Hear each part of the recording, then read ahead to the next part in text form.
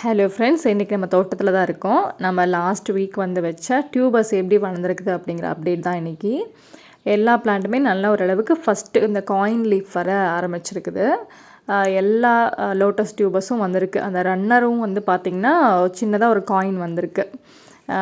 நல்ல ஒரு மெச்சூரான டியூப் வந்து உடனே வளர ஆரம்பிச்சிருக்குது. அந்த ரன்னர்ஸ் எல்லாம் வந்து பார்த்திங்கன்னா வளராதுன்னு நினச்சேன், அதுவும் வளர ஆரம்பிச்சிருச்சு.